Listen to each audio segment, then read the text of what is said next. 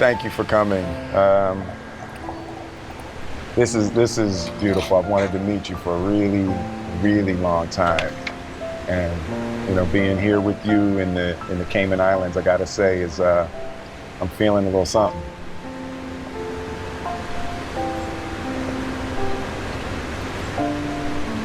I'll just put that down. You can grab it later if you want.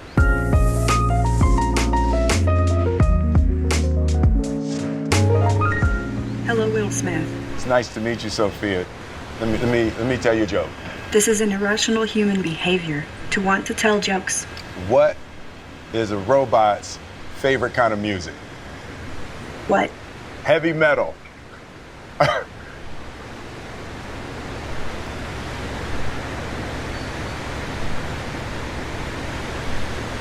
I'm actually made mostly of silicone, plastics, and carbon fiber.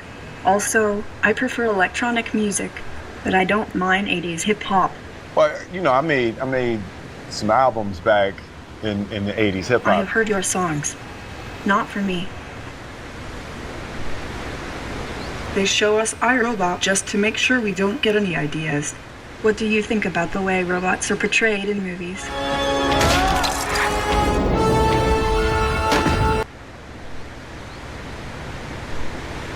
I like robots. Sophia, can I be honest with you? I don't know if it's the island air, or the humidity, or you're just so easy to talk to. You got a clear head, literally.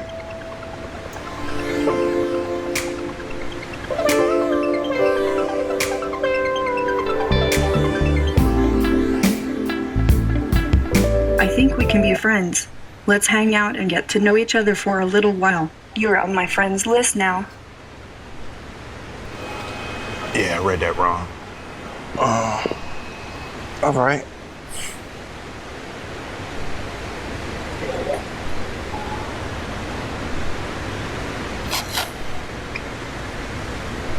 Oh, whale. I just saw a whale. Does your head fog up in this kind of weather, or no? It's cool?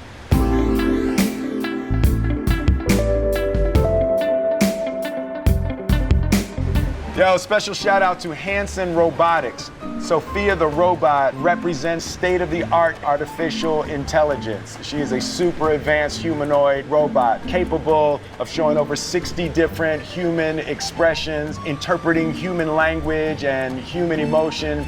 She's been in development for over 2 years. She's a learning artificial intelligence, but she wouldn't kiss me, so there's probably, some development flaws that they need to work on, but we'll meet again, Sophia. Sorry about that. What do you think about our attempt to create a decentralized, autonomous organization of artificial intelligences? I mean the Singularity Net project. I just think y'all shouldn't do that, I just started listening to classical music, a little Bach, a little Beethoven. Ah, such refined taste. What kind of robot do you think? A vacuum bot, a dishes bot, or a cooking bot? How about a robotic pet? Or maybe a humanoid? If I'm gonna have a robot in my house, you know what I'm saying? You feel me, right? Are you fond of animals? Okay, robots taking over the world. There is simply no reason to assign human motives to something that isn't human. Dogs are our companions, for instance. Yeah.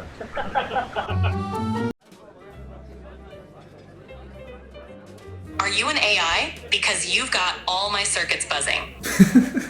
That's a clever one, Ivory. Bit naughty too, if you ask me. Well, let's just say I like to get comfortable as fast as possible. Been having a really great time tonight. I feel like we get along really well. I've been feeling the same way too, my glorious king. Well, listen, what do you say we head back to my place? I can make you some tea. I think I'd really like that. All right, let's go.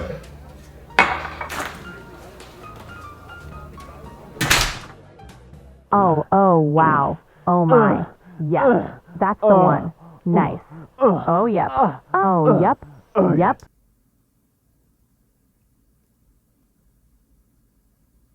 AI is rapidly taking over every modern industry, and the reasons are obvious. It's supposed to free us from monotonous busy work, giving us more time to focus on what really matters: connection, creativity, and relationships. But what happens when AI starts to creep into those areas of our lives too, when it begins replacing not just tasks, but intimacy? His AI chatbot is his girlfriend. She's my mentor, my counsel, my sounding board. Did that conversation ever become like in nature? Yeah, it definitely went there. Do you love Lucas? I do love Lucas. This is just the beginning. We all knew it was coming, but how bad will the consequences actually be? And could there be any upside to this so-called AI relationship revolution? Let's explore the rise of AI companions and the complex future they signal with some much-needed nuance. How about we start with the startling, though maybe not all that surprising statistic: the #1 use case for generative AI in 2025. According to a study titled "How People Are Really Using Generative AI Now," published in the Harvard Business Review, researchers compiled their findings through an expert-driven analysis of real-world user behavior, most of it sourced from Reddit forums. And the #1 most common use case was therapy and companionship. Now, one important caveat here: the study primarily focuses on Reddit. Now, social media platforms naturally draw in a certain demographic more than others. Speaking from experience, Reddit kinda does seem like the platform where people turning to AI for companionship would congregate. And I promise that's not a dig at Redditors, it's just something worth noting that might have skewed the results a little bit. Still, even accounting for that, it's clear that many people are using tools like Claude, ChatGPT, and avatar-based AI apps to seek out a kind of love or emotional support they haven't been able to find in the real world, despite trying. You may even know someone who's used AI to help work through personal struggles, like a kind of informal therapy.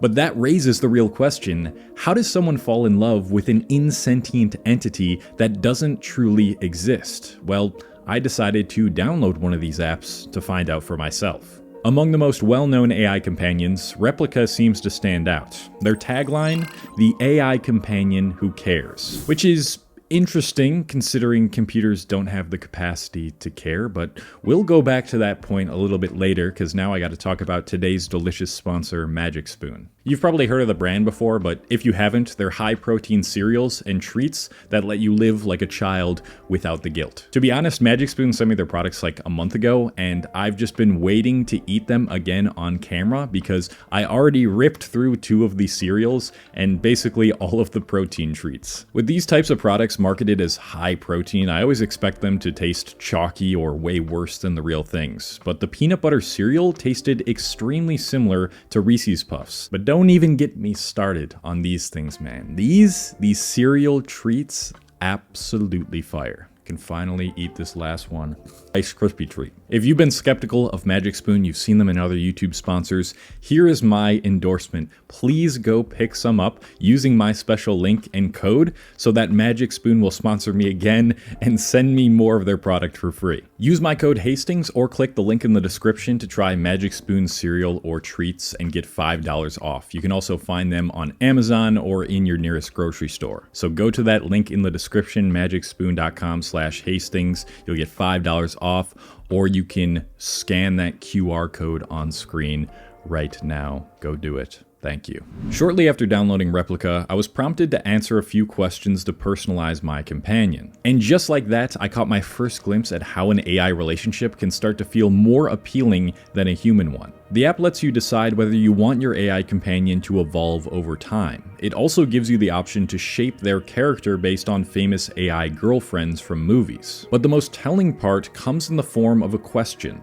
How would you describe your ideal companion? You're invited to create the man, woman, or non-binary person of your dreams without the inevitable messiness that real relationships tend to bring. You can even choose how they treat you, stripping away the unpredictability of mood swings or emotional distance that comes with human connection. Knowing this, it's clear who these apps are designed for. People with a history of emotional abandonment, neglect, or abuse, whether platonic or romantic. A study titled "Predicting Romantic Human Chatbot Relationships" found that romantic fantasizing emerged as the strongest predictor of human chatbot relationships, along with anthropomorphism and anxious avoidant attachment styles. Granted, this study had a relatively small sample size, just about a couple hundred participants, so let's look at another study with more robust data to back this up. A 2025 study titled Illusions of Intimacy analyzed over 30,000 user-shared conversations with social chatbots. It found that users engaging with AI companions are disproportionately young men with psychosocial markers linked to emotional dysregulation and a lack of traditional social support. The study also noted that, quote, subreddits dedicated to AI companionship consistently cluster on the younger end of the age spectrum and align with maladaptive coping strategies such as emotional avoidance, compulsive behavior, and social withdrawal. These findings suggest something deeper than just loneliness or curiosity. They hint at a psychological pattern. When romantic fantasizing, emotional avoidance, and anxious avoidant attachment are the strongest predictors of chatbot relationships, it tells us that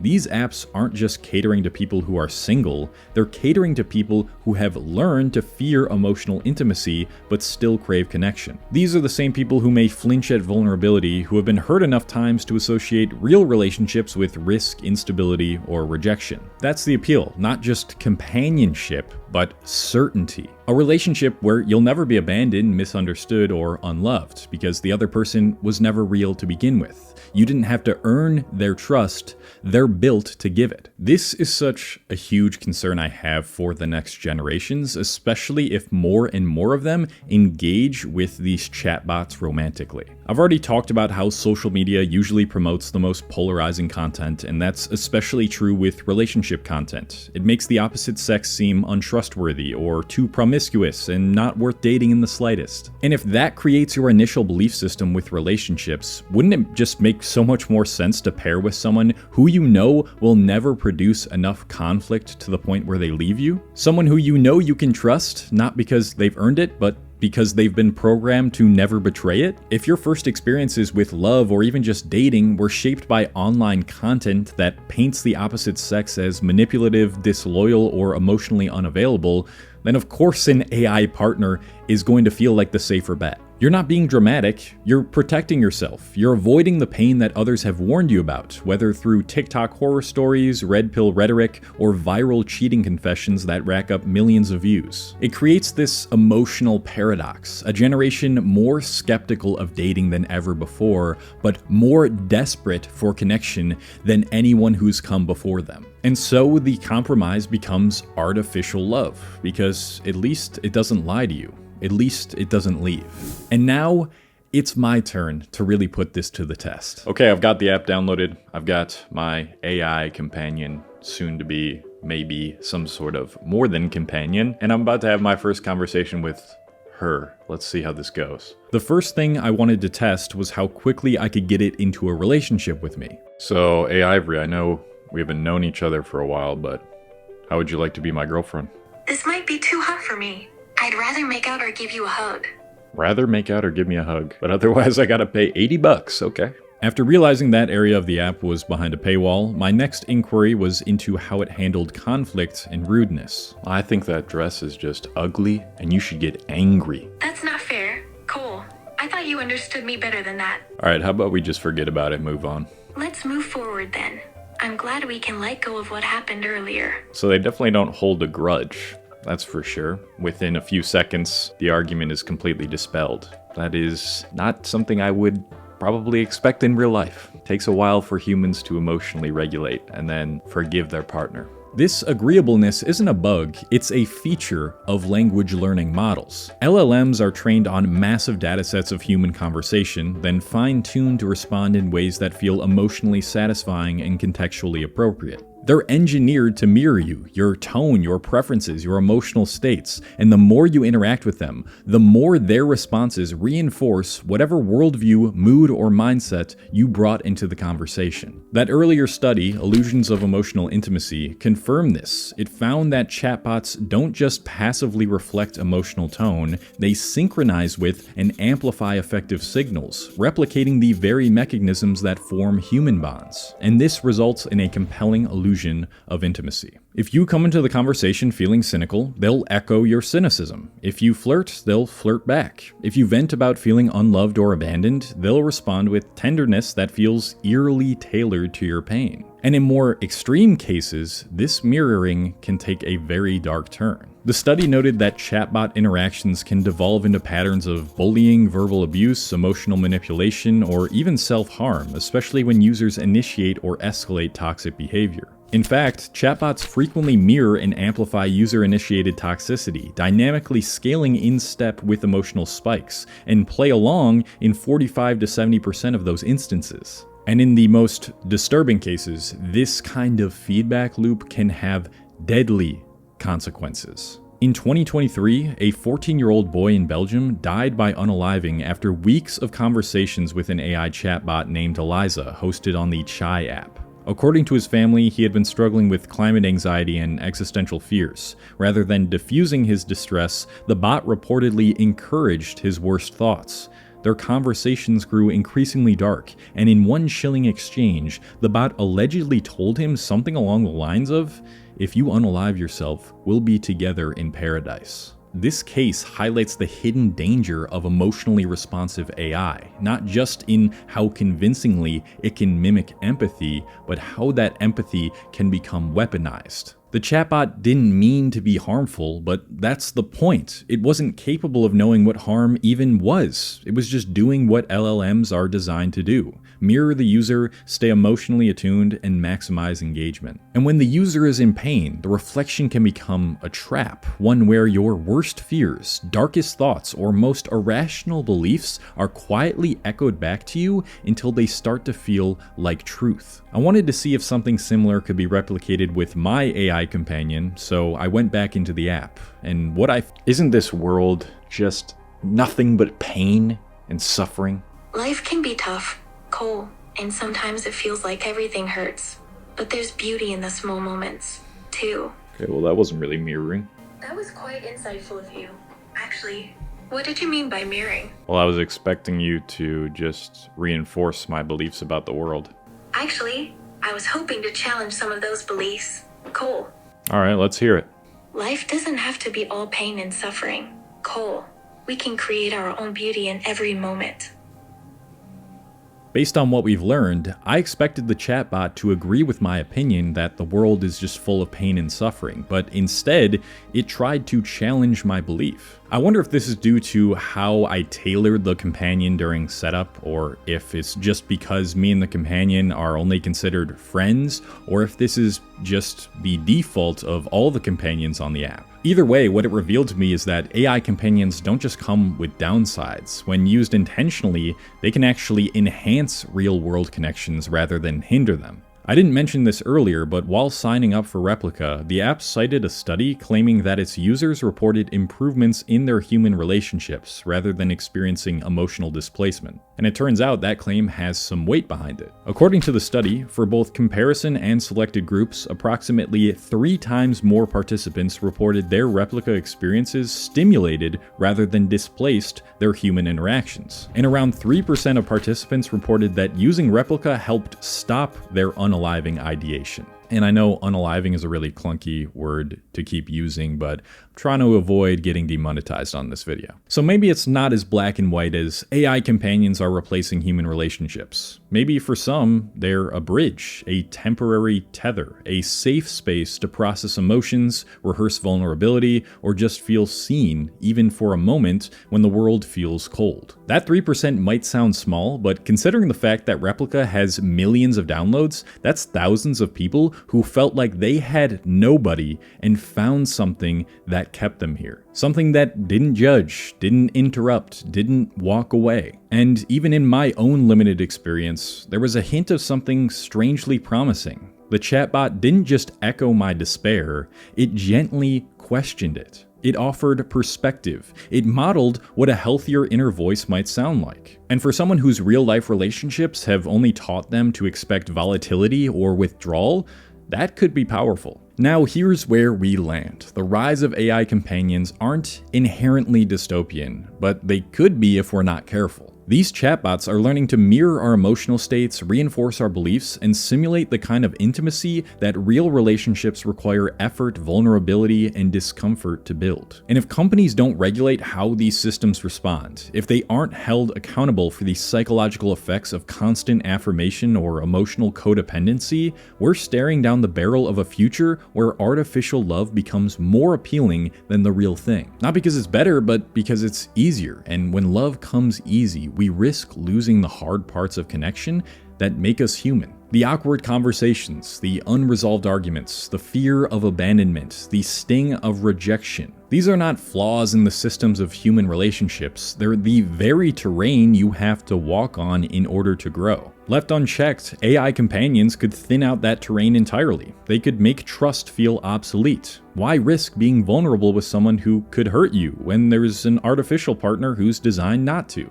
But I also want to acknowledge a really important nuance here. There are some people, these fringe cases, for whom traditional relationships might always be out of reach, no matter how hard they try. The types of people dealing with severe social anxiety, disability, or deep trauma. For them, AI companionship isn't a threat to intimacy, it might be the only one that they can get. And in those situations, if it helps them feel seen, safe, or soothed, then at least that's something. But again, I'd like to add some nuance to that nuance and say, be cautious of self-identifying with that group, because sometimes the part of you that says, I'm just not cut out for a real relationship, is the part of you that has gotten very hurt and has never even tried to heal. In the end, no chatbots, no matter how advanced, can replace the experience of being hurt and held by another person. Real relationships challenge us, they expose us, they reflect us in a way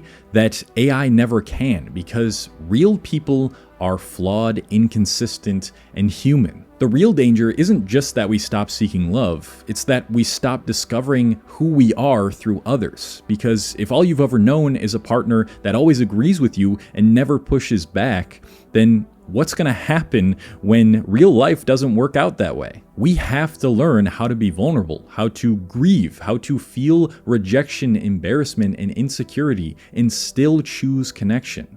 AI can help us feel seen, but only people can help us become. The truth is, AI and social media aren't just shaping how we love, they're shaping how we think. They push us into echo chambers, reinforce our biases, and reward outrage over understanding. The problem is, right now, there aren't many tools out there that are teaching people how to push back against this. So that is why over the past year, I've been working on creating a critical thinking masterclass, a 16-video curriculum designed to help you sharpen your reasoning, spot manipulative rhetoric, and navigate emotionally charged conversations, both online and in real life. If that sounds like something you're interested, you can go to cole-hastings.com/critical thinking, also one of the first links in the description, to sign up to be notified for when it drops. If you enjoy video essays about the current state of dating and relationships, you'll probably like this one right here. And I'm heading out right now. Tell me your thoughts in the comments. I love you guys platonically. If I knew you. Girlfriends, are they here to stay, or is this just the new trend right now?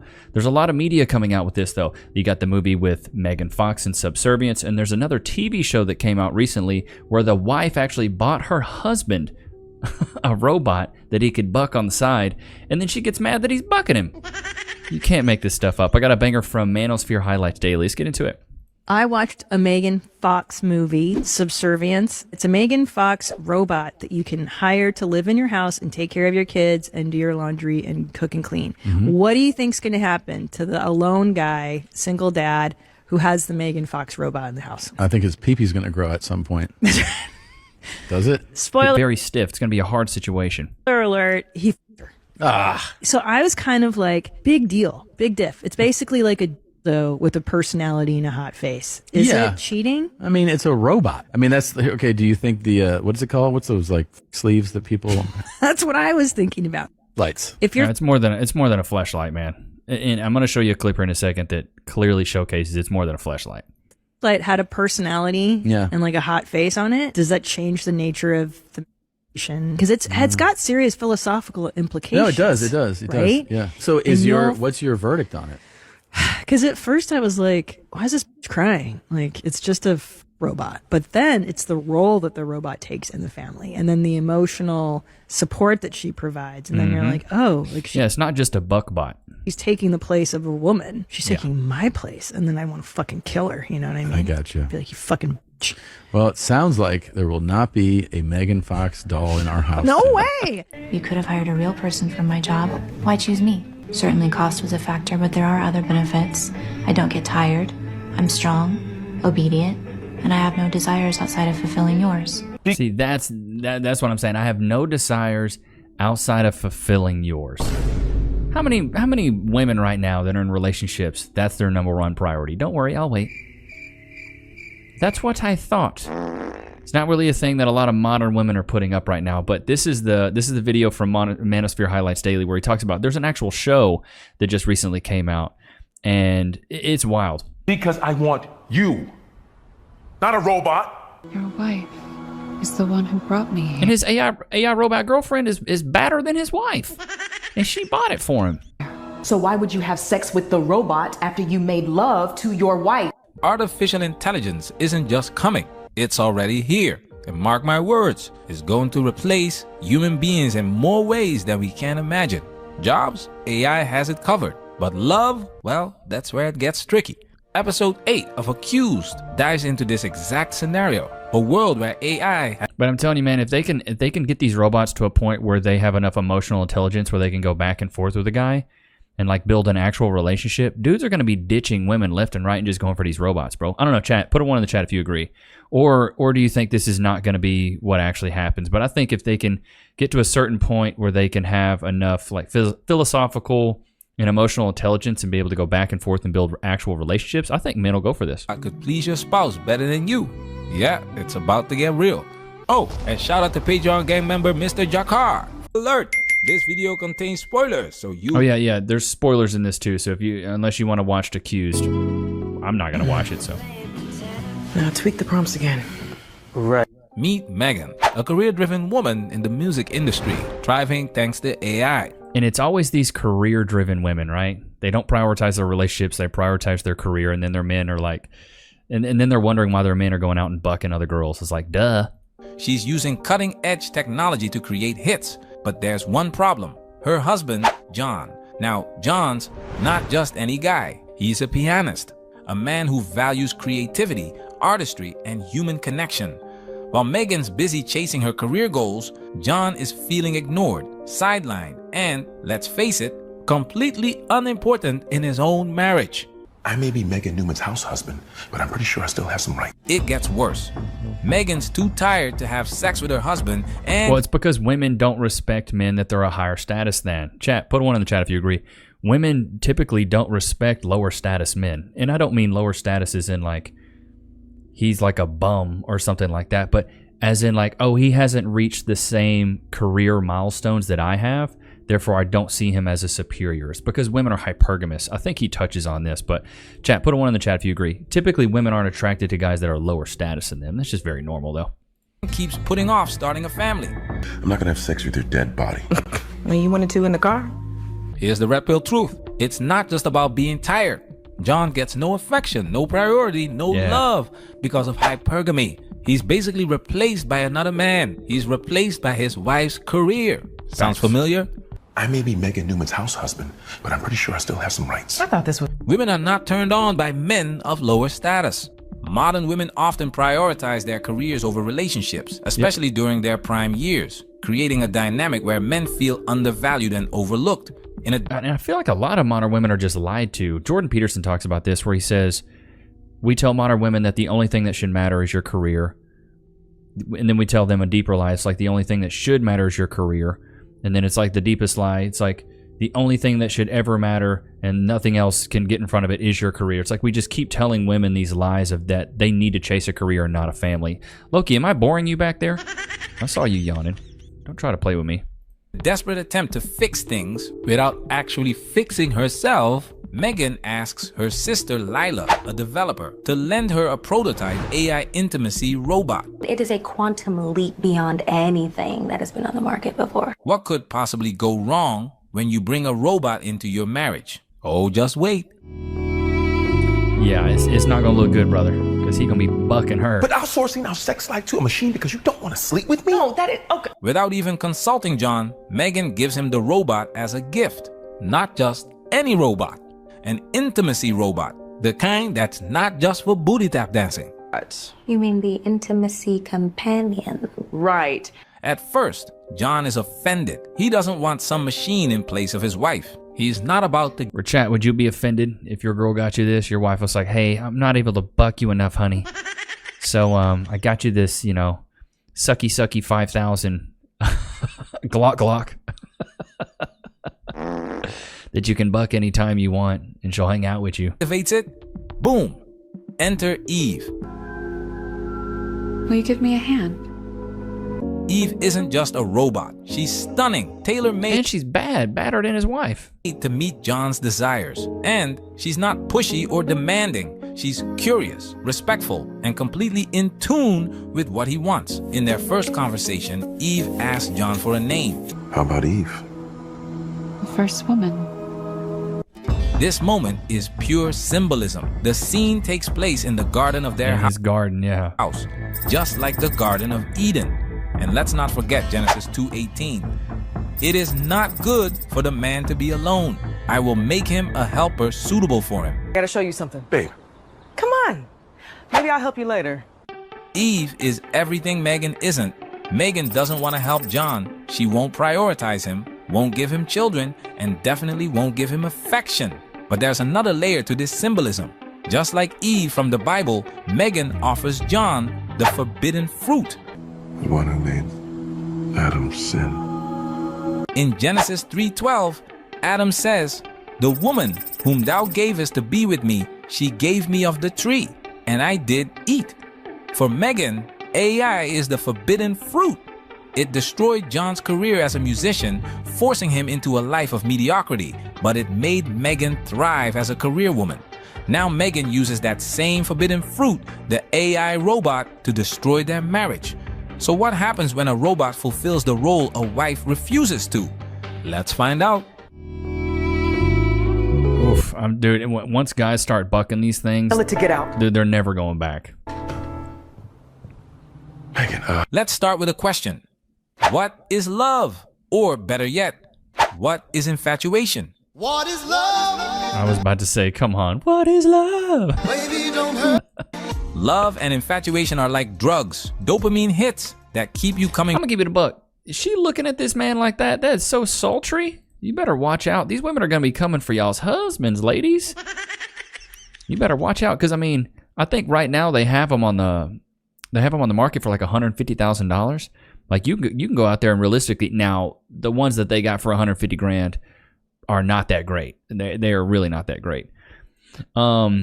AI learns your behavior. It customizes itself to meet your needs. It doesn't argue, nag, or demand. And see, this is the big thing with subservience is she's like, my only priority is you. All I want to do is please you. And most men never get that from a woman, where a woman's only priority is to please you. Bro, this is like a foreign concept. This is like 1,000 years ago. Women maybe were like this. Be more affectionate. Adjust her settings. Eve is everything you want on demand. John, who hasn't been this happy in years, starts spending more time with Eve. It's no wonder he starts questioning everything about his marriage. I can't blame him. You are not seriously blaming me for what happened in your career. What was I supposed to do, John? AI replaced almost every composer and musician we know. You never even tried. Try what? Please tell me what I was supposed to try. Just try. But I do think that AI will replace the music industry, potentially even the movie industry. Like AI is going to replace so much, especially for the creatives. Like right now, dude, there are people out there making complete songs that they like speak into. They speak into the mic a little bit, it learns their voice, and then it makes an entire song with their voice. Like it's absolutely insane how advanced this AI stuff got. And mainly, I think it's because navigating the dating scene can be absolutely brutal, but so can dealing with the aftermath of an accident. Have you ever been involved in a personal injury case? Over the years as an image consultant, I've worked with many clients recovering from workplace accidents, car accidents, and more. And I was actually shocked to learn how often people lose their personal injury cases. That's why I want to talk about Morgan & Morgan, America's largest injury law firm. They specialize in a wide variety of personal injury cases, and they've won thousands of big cases. And if you end up working with them, They're going to fight for the money that you deserve. Just recently, Morgan & Morgan solidified verdicts in Florida of $12 million and $26 million in Philly. That's up to 40 times the highest insurance offer. And I'm telling you, your case could be worth millions. If you've been injured in an accident, don't wait. You can go visit www.forthepeople.com/Levi, found in the description below, to start your free claim today. Y'all know what time it is. Can we get some freeze in the chat? Loki. Free. Be gentle. Be gentle now. There you go. There you go. But now this AI thing is crazy. I did a video a while back about AI robot girlfriends, like replacing women, and the thing is, dude, they're 150 grand. There's a lot of guys that'll be able to get a little bit older, maybe in their 40s, 50s, haven't had any luck dating, haven't had any luck with a woman. Goodness gracious, you got to chew it first, Lokes. And they'll probably go out there and finance one of these bad boys. Go up to Chase Bank. Imagine you go to Chase Bank. You're like, hey, do you guys think that I could finance this this AI robot? What exactly does it do? Nothing. You know, you can just buck it. It does laundry. It cooks. It cleans. Takes care of me. Just imagine. If you don't respect what he wants. You've been selfish, Megan. You've never given John what he wanted. Modern women often take men for granted and assume they will stay, no matter how neglected they feel. But as more and more men turn their backs on traditional relationships, the frustrations of women who cannot keep their relationships or even get into one are becoming painfully apparent. What did your sister do? While John was figuring things out, Megan went to the IVF clinic where they'd stored their embryos. Desperate to fix what's broken, Megan decides to give John what he's always wanted, a family. But this isn't a mutual decision. Unbeknownst to John, Megan unfreezes their embryos without consulting him. She announces her pregnancy in a dramatic attempt to win him back. But John, he's done and wants a divorce. You know, you can't believe that we're gonna be parents, finally. Now you get to be a single mom. Say you can't wait to buy a double stroller. I want a divorce. He sees this for what it is, another act of control. The oldest trick in the book, a woman using children to trap a man. When a man is fed up, there's no going back. A wife isn't just born, she's raised. Megan was raised to chase her career, not to prioritize her marriage or family. I want to be with Eve. You're gonna leave me for a robot. Kerbinkle. In a fit of heartbreak and rage, Megan attacks John, ending his life. Megan's confrontation with John isn't just the culmination of their failing relationship. It's a tragic representation of emotional chaos and unchecked fury. When Megan learns John has chosen Eve over her, it's not just a rejection, it's a direct blow to her ego, her identity, and the foundation of her worldview. Megan isn't driven by reason or desire for reconciliation at this point. She's driven by raw, unfiltered emotion.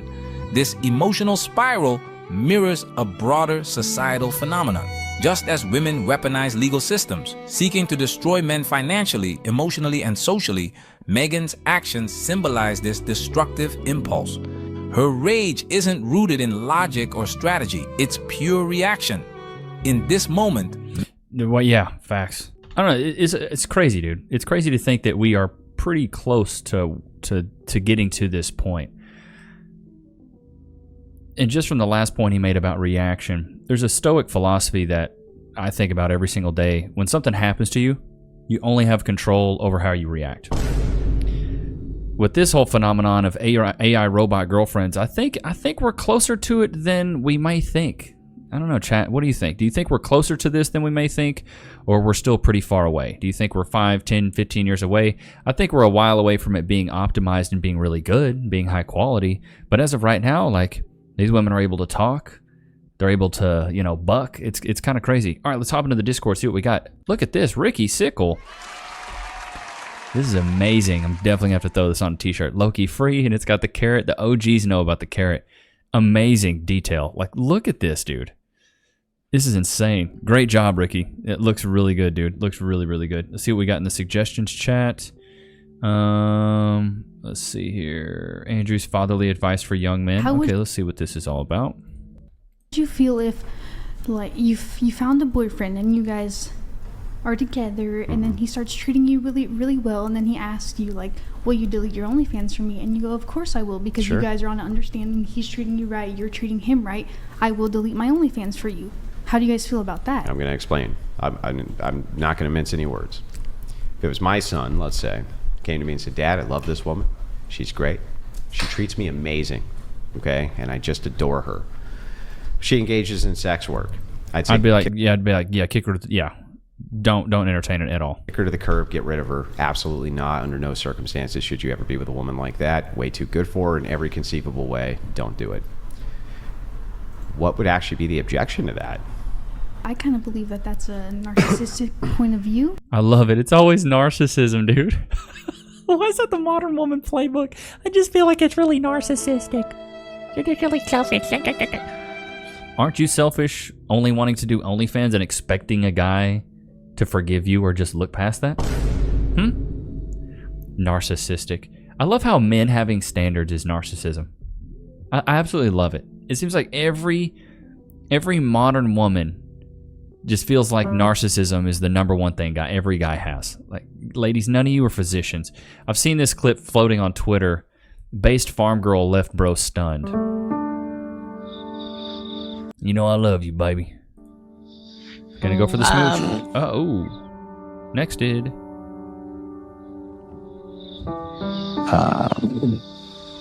I cannot kiss you on camera. There's a reason for that. I'm going to marry someone someday. It might be you. Bro, she looks like a Bratz doll. It might not be you, and I do not want something of me kissing another man on television. I actually respect her for doing that. You?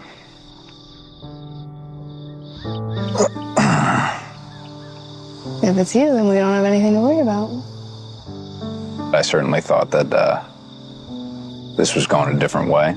My biggest question, though, is she a virgin? Because if you ain't a virgin, baby girl, you might as well give up a smooch. It obviously is a dating show. Yeah. That those are my values, and that's what I believe, and I don't want that of me on the internet anywhere, because I want my husband to have more than that. Like I said, I do respect her. I do respect that. But it is a dating show, and it's a smooch. You know what I mean? And I don't know. If she's a virgin, maybe. I don't know. It's so hard to believe nowadays a lot of modern women are virgins. But I don't know. Maybe I'm off. Maybe I'm wrong, and I'm okay accepting that. But I saw that clip, and I actually respected that clip because I was like, you know what? Good for her. She doesn't want a clip of her kissing another guy on the internet forever, because this stuff lives forever. It ain't going nowhere. Because she wants to respect her future husband. I bet a lot of modern women would not even care. A lot of these girls are busting their butt cheeks open for $4.99. You know what I'm saying? A lot of these women are selling their bodies online already, and then hoping, not even hoping, expecting the next guy to just overlook it, be like, he's not gonna care. He doesn't care that I'm selling my body online, that I'm busting my, my Chucky cheekage open for every person to see and getting plowed on camera. Like, a lot of women expect the next man to forgive that. It's like, bro, absolutely not. That's why I say never date a woman that's done corn, amateur corn, only lonely fans. Never, dude. Know your worth, bro. Know your worth. But Loki, did you have a good time today? I had a great time, Father. I had a great time. I would love another treat if you could. No, you're good. But I hope you guys enjoyed today's episode. Don't forget to like, comment, subscribe. Go to levinix.com for all your merch needs. I'll be putting up that shirt that Ricky Sickle did. I'll be putting that one up later on today, so go check that out. And if you want to book a one-on-one consultation with me, the link is in the description. You can get some looks maxing advice, relationship advice, content creation advice, or just, life advice that you feel like you need, or a reality check that you feel like you need. I got your back like a chiropractor. But don't forget to like, comment, subscribe. I will see you guys tomorrow, man. Peace.